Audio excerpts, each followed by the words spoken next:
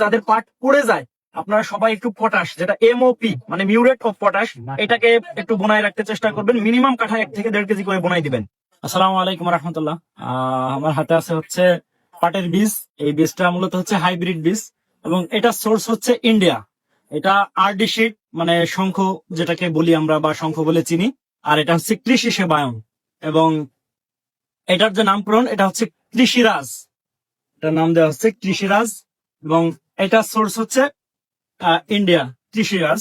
আচ্ছা, যাই হোক, এটা এই ধরনের বীজগুলা বিভিন্ন কোম্পানি থেকে আসে। তো এই যে হাইব্রিড পাটের বীজ বা সাধারণ যেই বীজ আছে এর ভিতরে এটার পার্থক্য কতটুকু এতটুকু হচ্ছে তুলে ধরবো।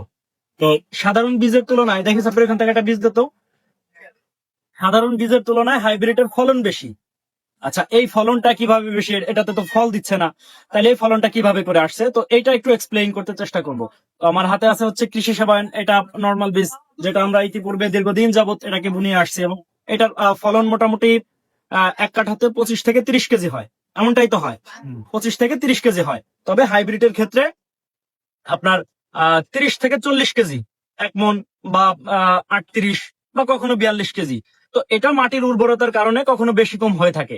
এটা কিভাবে হয়? হাইব্রিড পাটটা সাধারণ পাটের তুলনায় একটু বেশি লম্বা হয়, এটা একটা দিক।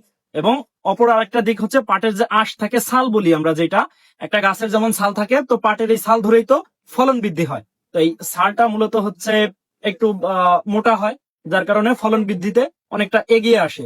এটা হচ্ছে আরো একটা দিক।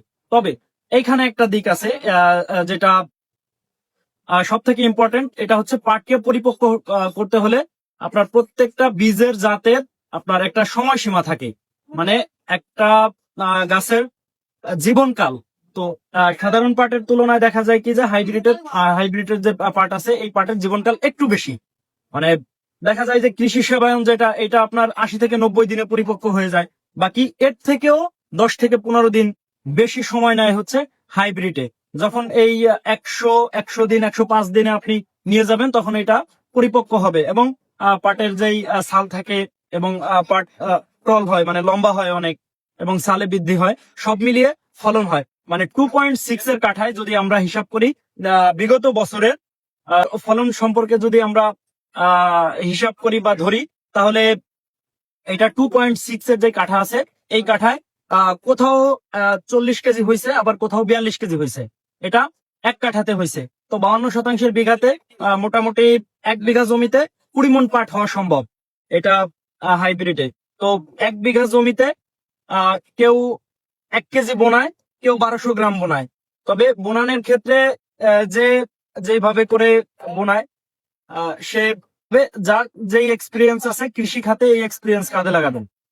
তো এটার ক্ষেত্রে ততটা কোনো দ্বিমত নেই বা পার্থক্য নেই। তবে পাটে যাদের পাট পড়ে যায় আপনারা সবাই একটু পটাশ, যেটা এমওপি মানে মিউরেট অফ পটাশ, এটাকে একটু বোনায় রাখতে চেষ্টা করবেন। মিনিমাম কাঠা 1 থেকে 1.5 কেজি করে বোনাই দিবেন, কারণ পেঁয়াজে প্রচুর পরিমাণ সার ব্যবহার করা থাকে। এই সারের ধাক্কায় হচ্ছে পাট অতি দ্রুত লম্বা হয়ে পড়ে যায়। তো যদি এই ধরনের সমস্যা আসে তাহলে এই এমওপি মানে পটাশ সারটা ব্যবহার করবেন। তো ধন্যবাদ সবাইকে। আমার ভিডিও যদি ভালো লাগে গ্রহণ করেন, বাকি ভালো না লাগলে অ্যাভয়েড করেন। তো পরিশেষে আরো একটা কথা বলে দিই, এই যে যেটা আরডি শিটের যেটা আছে মানে পাটের বীজ হাইব্রিড, এইটা ওইটা ফলন একই, ফলন নিয়ে কোনো দ্বিমত নাই। তবে পেট্রোকেমের একটা হাইব্রিড আছে, ওইটা নেই। তবে যখন হাতে পাবো ভিডিও দিতে চেষ্টা করব। তো আমরা যদি কোনো কিছু না জানি অবশ্যই উপজেলা কৃষি অফিস আছে, আমরা কৃষি অফিসে গিয়ে আলাপ করতে পারি, স্যারদের সঙ্গে পরামর্শ করতে পারি, তখন স্যাররা আমাদেরকে খুব ভালো একটা সলিউশন করে দিতে পারে। তো ধন্যবাদ সবাইকে, সকলে ভালো থাকবেন, সুস্থ থাকবেন, আল্লাহ হাফেজ।